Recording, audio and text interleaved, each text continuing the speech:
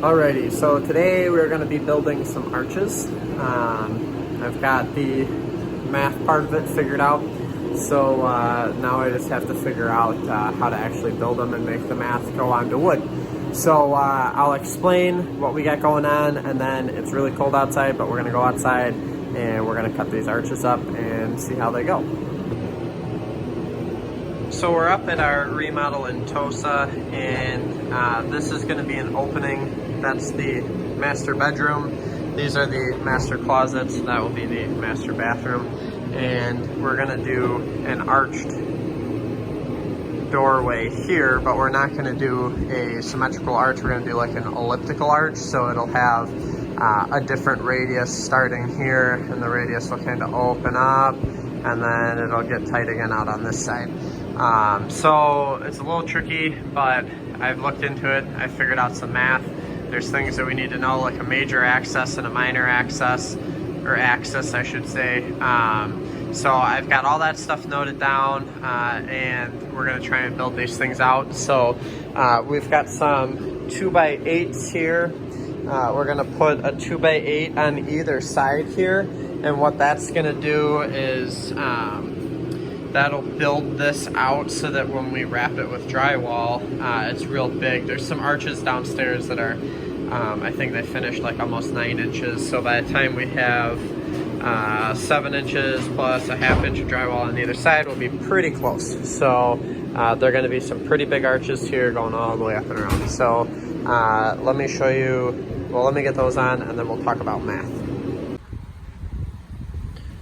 All right, so it's a little cold, so you have to bear with me, but this is what I got going on. So this will be the outside of the opening. I'm gonna come in 1.5 inches, and then that's for the 2x8s that we're putting on either side to kind of beef this archway up. The overall opening right now is 42, drop back another 1.5 inches. That's what these vertical control lines are for. Next, what we have is up here, this is the ceiling coming across, and what we need to figure out our ellipse are a couple different things. So the first one is called the major axis. In this case, what that is that would be the widest point of the ellipse. In this case, that is 39 inches. So we'll go ahead and mark that here. And then what we need to find out is the minor axis, and that minor axis is half of the major axis, in this case 19.5 inches. And then the next thing we need to know is our head height. And what we're gonna do in this case is downstairs we've got a pretty tall head height, but we've also got a door opening that is, or an arched opening that is like 6 feet wide. So in this case, what we're going to do is 7 inches of head height.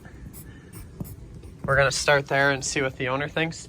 So what we have to do next is I drew from my 39 point, I came into my center, which is up here, and I drew this as my 7 inch. So this crosshair here represents the center of the opening and our head height, which is 7 inches from here. So basically this plywood is starting where the arch is.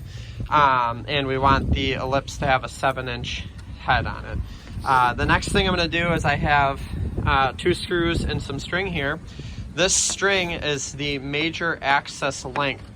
In this case, these 2 screws are 39 inches apart, tied together. And what I'm going to do is I'm going to drop a screw in right here and another screw in over here. And then I'll come back and I'll try and trace it out with my pencil while holding the camera. Okay, so what I just realized is I probably forgot to tell you how I came up with those 2 marks. So back to this guy here, the minor axis.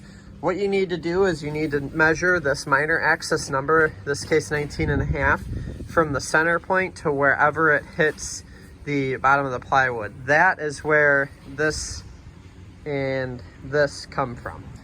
So now that we have that explained, I'll kind of show you what happens here. So this string right now has enough slack in it that we can come all the way up here and we can hit the head height of our arch.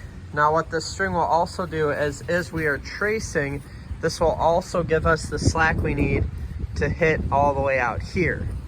So I probably won't film this part because it's going to be a little difficult to kind of guide the string and roll my pencil at the same time, but I'll show you what the arch looks like in just a second.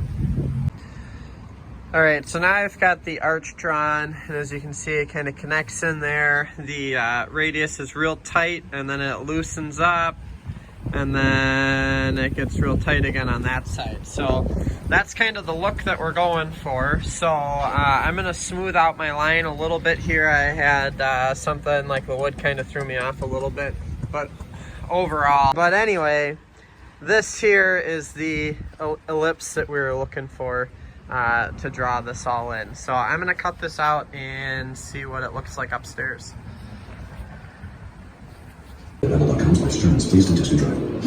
so this is, maybe if I can get it up in there. This is what we're going for. This guy, it's not going to stay, unfortunately. Maybe I can't get it to stay. But anyway, what I'm going to do, sorry, this is real wobbly, is I've got my two chunks front and back, some 2x4 scrappies, and because we're using a 2x8 for our verticals, I'll cut 6 1/4 inch blocks, and we'll put a whole bunch of 6 1/4 inch blocks going around, and that'll give us our structure to screw our drywall to. So that's kind of the next step. I'll show you what it looks like when we're done building.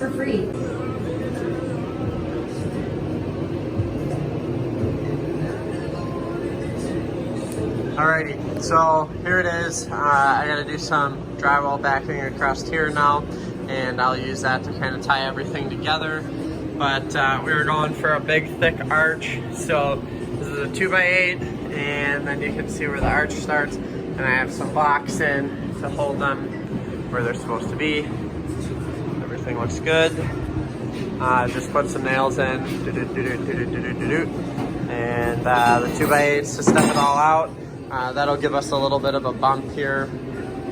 Inside corner, outside corner, kind of a nightmare for drywall, but it is what it is.